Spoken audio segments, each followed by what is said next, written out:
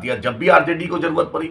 और खुद तेजस्वी यादव बोले थे, अख्तर भाई मेरा एमएलए उन्होंने तोड़ा था, मेरे पीठ पे तेजस्वी यादव ने खंजर घोपा था। लालू जी ने 100 बार फोन किया था, ऑन कैमरा बोल रहा हूं, जब 2020 में हम 5 फोन कर रहे थे और यही तेजस्वी यादव फोन कर रहे थे बैरिस्टर साहब को, अख्तर साहब को, और उस वक्त हम बहुत अच्छे थे।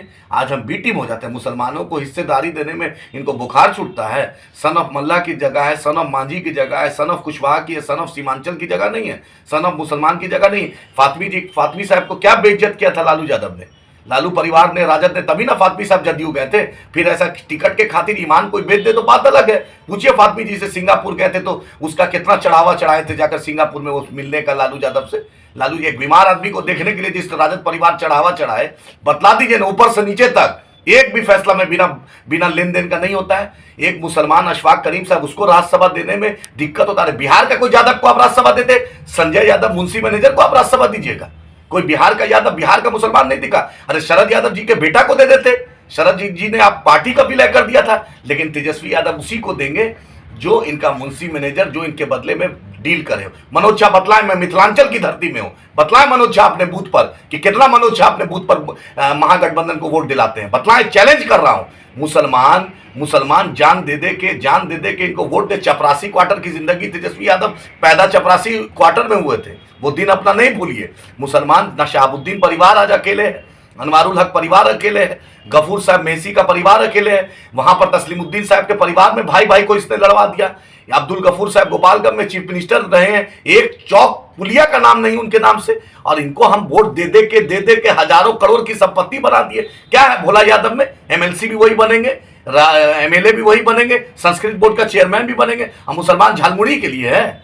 हाँ, क्या ललित यादव में हम बताइए, जो आप बार बार 6 बार से एमएलए बना रहे। अरे अब दरभंगा ग्रामीण का फैसला विधानसभा में भी होगा, देखते हैं कौन लड़ता है।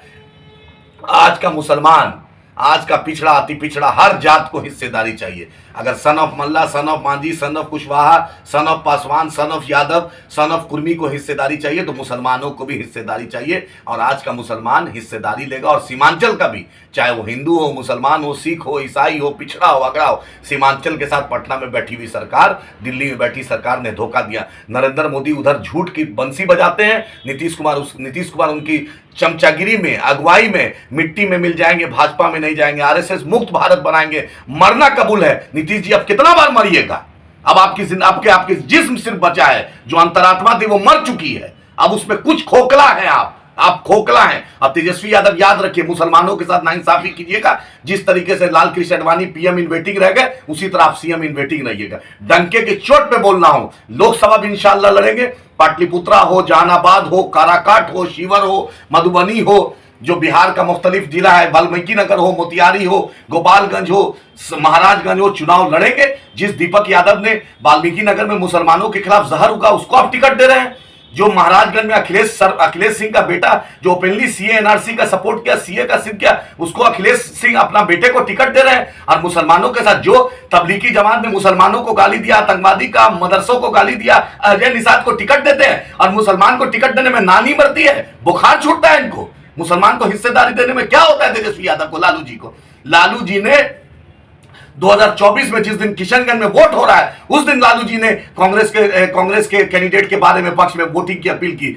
सरासर मॉडल कोड ऑफ कंडक्ट का वायलेशन है। लालू जी बताएं, जब अपनी जिंदगी की शुरुआत पहली बार मुख्यमंत्री बने थे तो 34 भाजपा के एमएलए के साथ सहारा से मुख्यमंत्री बने थे। और हमको बी टीम बोलते हैं। यूपीए 1, यूपीए 2 में हम क्या थे? जब सोनिया जी और मनमोहन सिंह साहब के साथ, जब बैरिस्टर असदुद्दीन ओवैसी साहब बैठते थे, तब हम किसकी टीम थे? जब न्यूक्लियर डील में हमने यूपीए सरकार की वकालत थी, तब हम क्या थे? जब राष्ट्रपति चुनाव में प्रणब मुखर्जी को हमने साथ दिया, तब हम क्या थे? जब आंध्रा में वाईएसआर की सरकार, रोसैया की सरकार, किरण कुमार रेड्डी की सरकार, जब हमने साथ दिया, तब हम क्या थे? इमरान प्रतापगढ़ी को हमने राज्यसभा भेजा, तब क्या थे?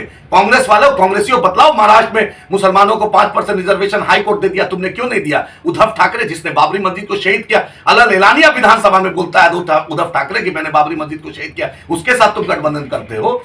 तुम जिसने भी मुसलमानों को बेइज्जत किया, राहुल गांधी एक मुसलमान मुद्दे पे नहीं बोलते। जो अजय निषाद, जो शुरू से जहर उगला, जेपी नड्डा से भी ज्यादा जहर उगला, उस अजय निषाद को टिकट दिया। अजय निषाद ने मुसलमानों को, तबलीगी जमात जो सबसे मुकद्दस जमात हमारी है, जिसका एक अलग हिंदुस्तान में एक अलग अमन का पैगाम देता है, उसको आप आतंकवादी से जोड़े। उस पर राहुल गांधी चुप रहते हैं, उस पर कांग्रेस चुप रहती है। मॉब लिंचिंग पे चुप, तबरेज अंसारी पर चुप, पहलू खान पे चुप, जुनैद पे चुप, नसीर पे चुप। यही सीतामढ़ी में के मौलाना हाफिज साद को मार दिया गया, बतलाए तेजस्वी यादव, बतलाए नीतीश कुमार, उस वक्त महागठबंधन की सरकार थी, क्यों नहीं गया? अरे भाजपा तो खुली दुश्मन है।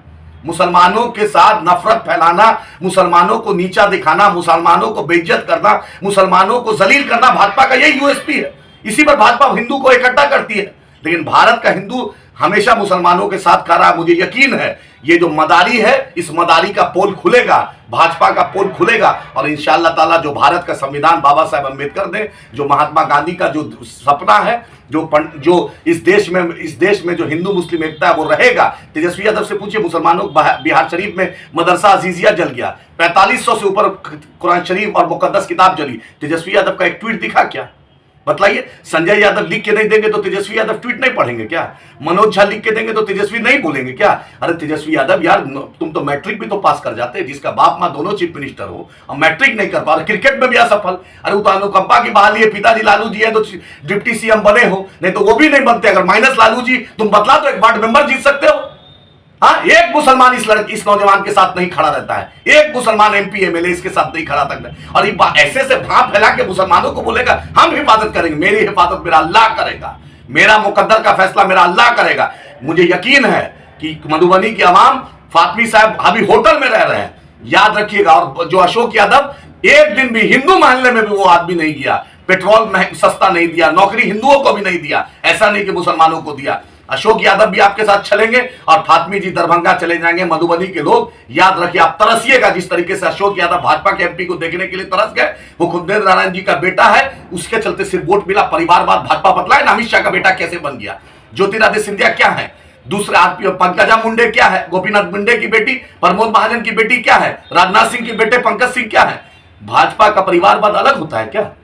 ये सब एक है, एक है। मुसलमानों को, दलितों को, पिछड़ों को, आम गरीब को हिस्सेदारी नहीं देना चाहते हैं। आप पूछिए अशोक यादव जी से कि हिंदू महल्ले में उन्होंने क्या काम किया। मुसलमान महल्ले में तो कुछ भी नहीं किया, लेकिन बतला हिंदू महल्ले में क्या किया। और आप पूछिए इस जो राजद के लोगों से, फातमी साहब से, जो आदमी अभी होटल में रह रहा है, वो आपके चुनाव जीतने के बाद कहां रहेगा? दरभंगा रहेगा कि दिल्ली रहेगा कि कहां रहेगा? कोई नहीं रहेगा। मैं मधुबनी की आवाम से बोलना चाहता हूं, अपनी क़यादत को मजबूत कीजिए। कि नौजवान को बैरिस्टर असदुद्दीन ओवैसी साहब की सरपरस्ती में मौका दीजिए। इंशाअल्लाह ताला जितना 75 साल में आपके साथ नाइंसाफी हुई उसका हम बदला लेंगे। मिथिलांचल हिंदुस्तान ही नहीं, पूरे भारत नहीं, पूरी दुनिया में एक अलग दर्जा है। सबसे ज्यादा शिक्षित लोग, पढ़े लिखे लोग, IAS IPS लोग, और मिथिला के जो पेंटिंग है पूरी दुनिया में मशहूर है। मैं मिथिला वासियों से अपील करता हूँ, एक बार बैरिस्टर असदुद्दीन ओवैसी साहब के साथ अपनी क़यादत को मजबूत कीजिए। एक बार हमें मौका दीजिए। 75 साल का मिथिला का जो इज्जत मिलना चाहिए उसका इज्जत भी दिलाएंगे, मिथिला को सम्मान भी दिलाएंगे, और बिहार में नई क़यादत को मजबूती देंगे इंशाअल्लाह ताला।